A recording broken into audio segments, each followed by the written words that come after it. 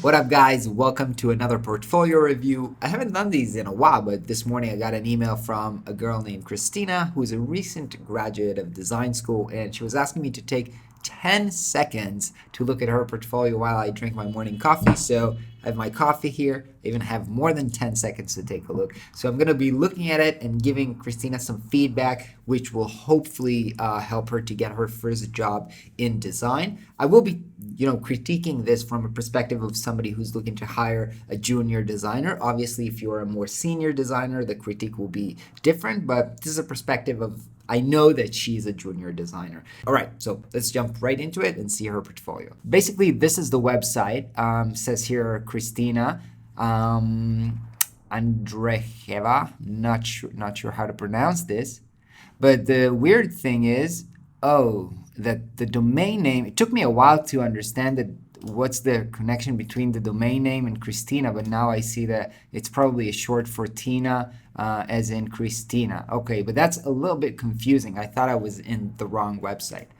Basically, it's a good first impression. I like it that you can see some portfolio works straight up without having to scroll or click anything. I usually, when I see a portfolio, I have to look at 50 at a time. So I judge them super quickly with less than 10 seconds. So I like it. I like the fact that you can see the work up front, which is very good. I am lacking a little bit of maybe a sentence or a little bit of context about what type of designer are you, a graphic designer, web designer, UX designer, a little bit, maybe like a one sentence about who you are and what you're doing. It also says here back to the top, which is weird because I didn't have to scroll. And then it's powered by Adobe Portfolio. Honestly, I've never worked with Adobe Portfolio before, so I don't know. But basically, the front page looks pretty well. One more thing about the front page of the website is that I'm lacking, I see project, CV, and about, which is, they're kind of like maybe the same thing. CV can be in the about, but I'm lacking contact. Usually when I see a website and I like the person, I'm immediately looking, how do I contact him? Where's the email? Where's the phone number? And so I think that's something that should be always kind of visible, or at least at the top of your website. I would consider putting that in. Now, looking at the work, I can see without clicking anything that it looks like you're more of a print-oriented designer. So let's jump right into it. This, I guess, is a branding project. All right, so you're telling me here a little bit about the business with a really small type, but not about what you did in this project. So I imagine from watching the logo and the colors that this is a branding project. But there's no context to what you did, why you did it, and why this is the solution. In general, I don't really like when you present a logo that you just show the logo out of context. I really much prefer to see it in context, like here, when you're actually seeing it in action. So that's for me, unless you're trying to explain why you've created the logo in that way and you're kind of breaking down the logo, I much rather see like beautiful visualization and mock-ups rather than just like plain logo on a white page. And the typography. I also think that most people who are hiring you, they don't need to see the breakdown of the type, and I'm not sure how this helps to see your skills. I would much rather see a little bit of process into this project. Let's move into the other project, second project, infographic After Effects.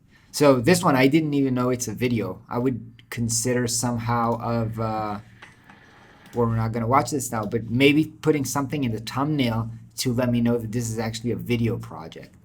What we have here, there's something weird about the website in which I don't really understand the grid in which it works. There is like a little bit of space on the right and left. This text is not aligned to not the image or your logo, and the spacing here. Something is really weird with the grid of the website. I think here it's even more weird. You've got the logo on the left and then some type and then the image in the center. So I'm not sure if it's an Adobe Portfolio thing, or because I'm not sure how you can set up the layer over there. But I think that I would much rather have a little bit more consistency and grid and structure in the website. It also shows, because you are a designer, that you must even if you're not specifically a web designer, you have to be very aware as to how your website looks and that it's structured. Now, if Adobe Portfolio is maybe a little bit too complex for you, I don't know because I never tried it. Then you can go for something like Behance or Dribble, where you don't control the platform, and so people will only judge your work, but they will not think about why Behance works like that or Dribble works like that. They know that this is the platform and they're only focusing on your work. Once you created the website on your own domain and you've decided to use some platform, they are going to judge your design skill for the website, even if you're not a web designer. So I would see how to fix this. Obviously, if you've watched my channel, you know that I'm all for Webflow. My portfolio website is built with Webflow, and I think that it gives you complete freedom to do it. But if it's too much for you, or if you want to start with some template, then yeah, you can work with other platforms, but just make sure that they look good. All right, so here as well.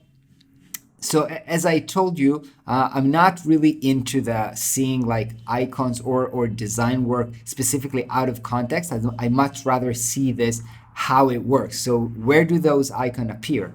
Are they in an app like this? I'm not even sure. This was reinvent existing old shelf project.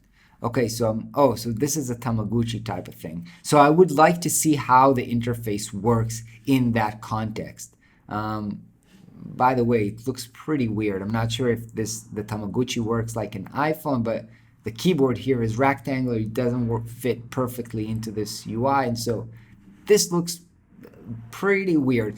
So again, I'm not sure if you are a UI designer or what type of work you're aiming for. If you're aiming for a graphic design work doing branding and print projects, or if you're working aiming for a more kind of a digital product designer. So it does matter when you sort out the types of project when you that you present in your portfolio, because usually you try to approach kind of a job with a description on it, and so you want the work in your portfolio to fit that description. Now that I see a little bit of print work, a little bit of video work, a little bit of UI work, I'm a little bit confused. Now I know that you just recently graduated from school, and when you are in school you usually experiment with a whole bunch of project types. But when you're setting up your portfolio for, professional job hunting, you need to be focused on not everything that you did in your school matters. Be focused on the job that you're trying to get right now. So if you're trying to get into a branding studio, I don't care if you only have 4 works. I'd rather see 4 works that are relevant to me as a hiring manager in a graphic design branding studio. I don't need to see your After Effects and whatever UI work if I'm looking for specifically somebody who knows about branding. So consider either limiting parts of your work or recreating more work specifically to the type of job that you're trying to get right now. So that's about that. I really like this project with the bathing suits, but I have to tell you there's something that a little bit annoys me that when I'm looking at those images, which are beautiful images, I guess taken by Speedo, and I see that you've changed the graphics, but you did not they look kind of flat on the image because you kind of didn't maybe do the shadowing correctly in Photoshop, so they look flat, and I can see that they were laid over the photo and not like really taken care of. This specifically bothers me because my first job as a graphic designer was kind of a Photoshop artist that had to make the fake things look amazing. But I do think that this extra touch of adding like a little shadows in Photoshop makes the world look much more realistic and adds to the skills. As a hiring manager, I know that you have those skills. Now, if this was properly done, maybe I wouldn't even think about this because it would be invisible to me. But the fact that I could see that it's flat and that it's like a junior Photoshop work, that kind of put in like an asterisk to me. Oh, she doesn't either she doesn't know Photoshop very well or she didn't take the time to do it. So I would put in a little bit extra time into improving those mock-ups, because again, this is a really beautiful work. I think this is super cool. Yeah, and it looks amazing, and so I would add a little bit more time into making them look amazing. Let's go to the About page. I think this about page is super. Again, this back to the top drives me crazy. This page is so short. Why would I back to the top? This is what happens when you use ready-made platforms.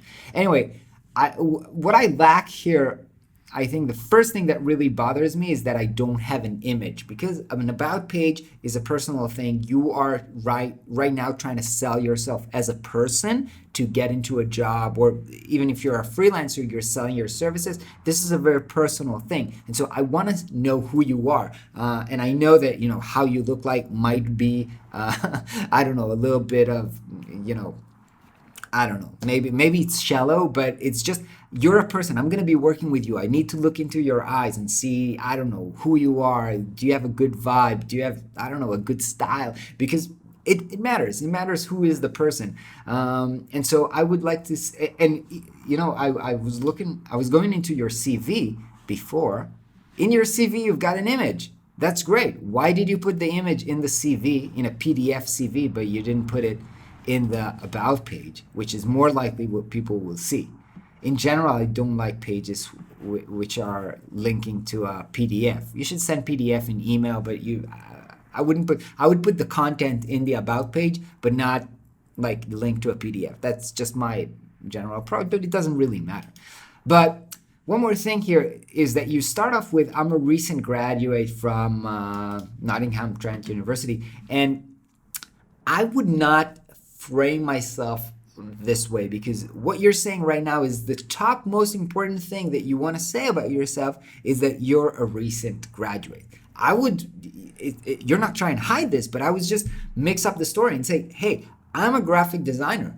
I'm very passionate about XYZ. I love doing this. This is why I got into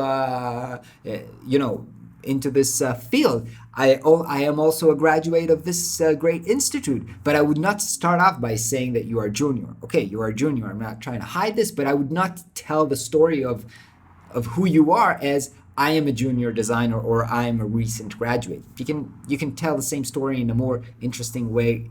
Because remember, what you're trying to do here is you're trying to sell yourself. You're trying to be a little bit unique, a little bit like what makes you different from other people who are, let's say there's two people, both have good design skill. Now, what makes you different? Who are you? What are you passionate about? What do you want to do? Where do you want to work? So share this a little bit with me, because I'm looking to hire a person. I'm looking to work with a person. And that leads me to the next thing, which is, I know that you were a junior. I can see that from the skills, but it's okay. I think that like the quality of the work is really, really good. And now I'm asking myself, and I know that when I'm hiring a junior, they have junior skill. I will train them. I will work with them. I will mentor them, and I will help them become better designers.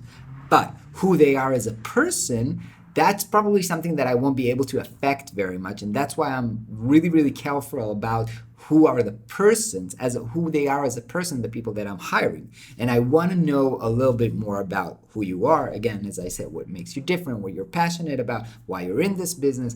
And so I would find a way to share this story in a bit more interesting way. This can be either in the about page or a little bit of a teaser into this in like a small paragraph, even in the homepage of your portfolio. All right, I think this is it. Basically, again, Christina, I think that your portfolio is a very good start. I would try to add up this kind of a human factor into who you are. I think this will really help you when you are trying to open this discussion with potential employers, and hopefully this will really help you. Good luck with everything. When you're getting a job, put a comment or let me know. I just want to know that you're, doing well. And I actually really enjoyed doing this video. If you guys are into having your portfolio reviewed, comment here or send me an email. Maybe I'll do something like a weekly video out of this portfolio review thing. Anyway, hope you guys are having a super day, and I'll catch you next week.